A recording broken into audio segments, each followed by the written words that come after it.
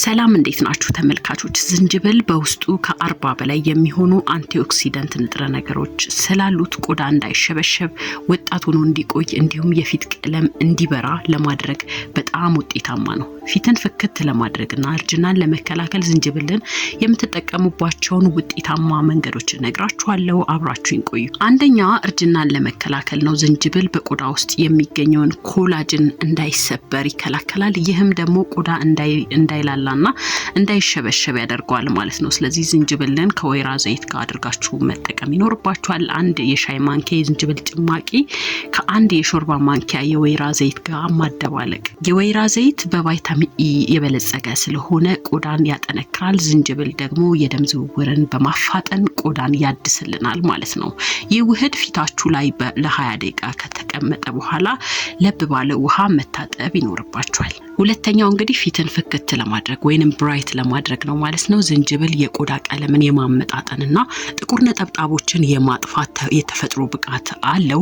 ዝንጅብልን ከማርና ከሎሚ ጋር ነው የምትጠቀሙት። አንድ የሻይ ማንኪያ የዝንጅብል ጭማቂ ከአንድ የሾርባ ማንኪያ ማር ጋር እንዲሁም ደግሞ ከጥቂት የሎሚ ጠብጣቦች ጋር ማዋሃድ ይኖርባችኋል። ከዛ በኋላ ማር ቆዳን ያለሰልስላችኋል። ሎሚና ዝንጅብል ደግሞ ፊታችሁ እንዲያንጸባርቅ ያደርጋል። ለ15 ደቂቃ ፊታችሁ ላይ ካቆያችሁ በኋላ በቀዝቃዛ ውሃ ታጠቡት። ሶስተኛ ቆዳን ለማጥራትና ለማለስለስ ወይንም ዲቶክስ ለማድረግ ይጠቅመናል። ዝንጅብልን ከእርጎ ጋር መጠቀም ይቻላል። አንድ የሻይ ማንኪያ የዝንጅብል ዱቄት ወይንም ደግሞ ጭማቂ ከ2 የሾርባ ማንኪያ እርጎ ጋር ማዋሃድ። እርጎ የቆዳን የማቀዝቀዝ ባህሪ ስላለው የዝንጅብልን ኃይል ያመጣጥናል። ከዛ በኋላ ውህዱን እንግዲህ ምንድነው የሚጠቅማችሁ? የሞቱ የቆዳ ሴሎችን የማስወገድና ፊትን የማሳመር ብቃት አለው። ለ15 እስከ 20 ደቂቃ አቆይታችሁ ታጠቡት። አራተኛው ከውስጥ ወደ ውጪ ነው። እርጅናን ለመከላከል የዝንጅብል ሻይ መጠጣት በጣም ቁልፍ ነው። በየቀኑ የዝንጅብል ሻይ መጠጣት በሰውነት ውስጥ ያሉ መርዛማ ነገሮችን ቶክሲንስ በማስወገድ እንግዲህ የቆዳ ጤንነትን ከውስጥ ይገነባል ማለት ነው። እነዚህን ውህዶች እንግዲህ ከመጠቀማችሁ በፊት ዝንጅብል በጣም የመለብለብ ባህሪ ስላለው ፊታችሁ ላይ ከማድረጋችሁ በፊት በእጃችሁ ጀርባ ላይ ሞክሩት። ከዛ በኋላ እጃችሁ ጀርባ ላይ አድርጋችሁ ሰላም ከሆነ የማይለበልባችሁና ሰውነታችሁ የማይቆጣ አይነት ከሆነ ፊታችሁ ላይ ማድረግ ትችላላችሁ።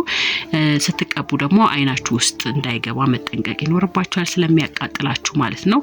ስለዚህ የዝንጅብልን ውሃ ብቻውን መጠቀም አይኖርባችሁም። እንዳልኳችሁ ከማር ከወይራ ዘይቶች ጋር መጠቀም ከእርጎ ጋር መጠቀም ይኖርባችኋል። እንግዲህ ድግግሞች ደግሞ ወሳኝ ነው። እነዚህን ውህዶች እንግዲህ በሳምንት ከ1 እስከ 2 ጊዜ መጠቀም ይኖርባችኋል። እነዚህን የተፈጥሮ መንገዶች በቋሚነት መጠቀም እንግዲህ ፊታችሁን ንጹህ ፍክት ያለና የወጣት ሆኖ እንዲቆይ ይረዳችኋል። ለዛሬ ይዤላችሁ የመጣሁት ቪዲዮ እንግዲህ ይሄንን ይመስላል። በቀጣይ ቪዲዮ በሌላ ርዕስ እንገናኛለን። ስለ ጤና ስለ ውበት ትምህርቶችን ለማግኘት ቻናሉን ሰብስክራይብ በማድረግ ቪዲዮውን ላይክ በማድረግ ቤተሰብ መሆን ትችላላችሁ። እስከዛው ድረስ ቻው ቻው።